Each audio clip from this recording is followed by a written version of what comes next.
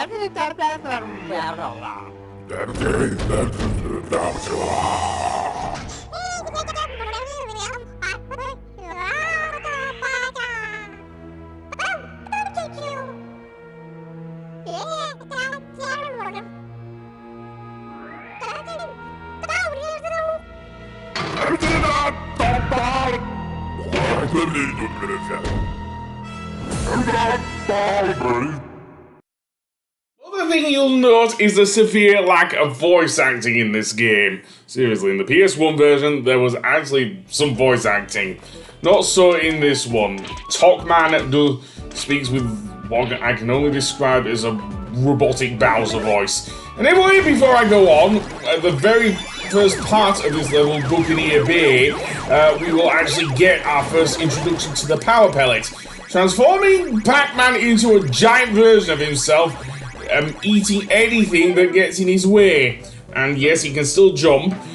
This is the butt bounce, and if you mash the X button, if you're playing the either PS4 or the PS5 version of this game, it will allow Pac Man to bounce higher.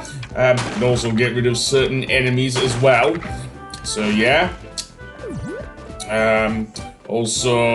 Yeah, I'm going back to the voice acting. Yeah, it is kind of lacking. That's what I do not like about the things, seriously.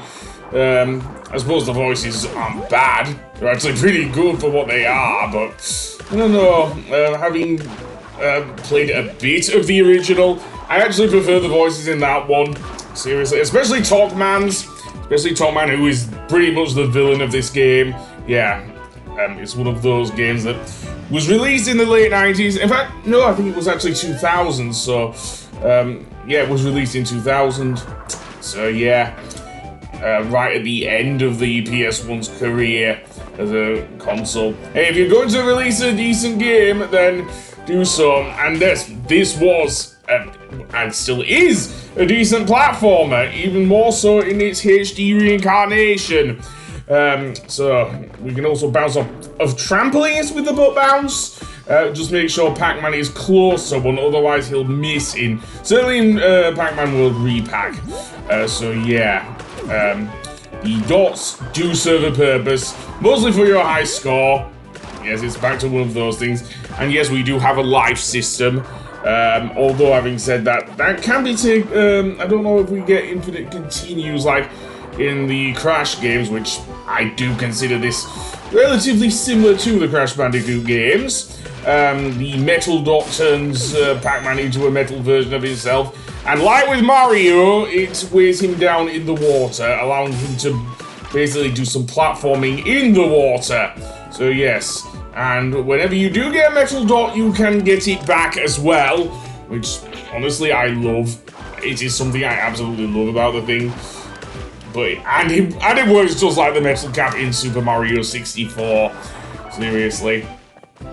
And yeah, and checkpoints do what they say on the tin, basically allowing you to continue. That there is the rev roll. By holding down the triangle button, Pac-Man can pretty much go up any slope, just like with Sonic's Spin Dash. And it works just like with the Spin Dash as well. Seriously, it propels him after a short period of revving up the thing. The difference is, unlike with the thing, it kind of works a bit more like in Sonic Generations than it does in the Mega Drive games, in that you just hold it down and rev it up to full speed. Which probably works with those elevators, which I'll get onto once I get Pac-Man up here. Basically, they're platforms that take Pac-Man to the other side. And dare I say it, over certain gaps as well. You'll see that in many of the later levels. As you can see, we are also having to deal with cannons. They behave like the short swords in the Kirby games. Seriously. They can't be defeated, in other words. Though, unlike with the short swords, you can use the compartments that open under them as platforms, as we'll see. But here we have a numbered button. So, butt bouncing, the first one, is kind of more like a ground pound, actually, to use it. So the first blue switch, is used to open the thing. So I'll use this elevator to go back down. There is a bit of backtracking, in fact, quite a bit in Pac Man World first Pac Man World anyway. That's not so in the second one, which I wouldn't mind them actually making a remake of Pac Man World 2. Just saying, I'm not sure about Pac Man World 3 because it's actually quite dark by comparison. Yeah. Although in that one, Pac Man actually does speak. Anyway, that being said, these platforms can be very annoying if you don't jump correctly. Though I will give it this, Pac-Man in both versions actually has a decent degree of control with his jump. Never did I feel like I was losing control of Pac-Man with his jumps. Anyway, you'll see there a door which can only be opened by getting the corresponding fruit. In this case, I think it's a cherry, I could be wrong there.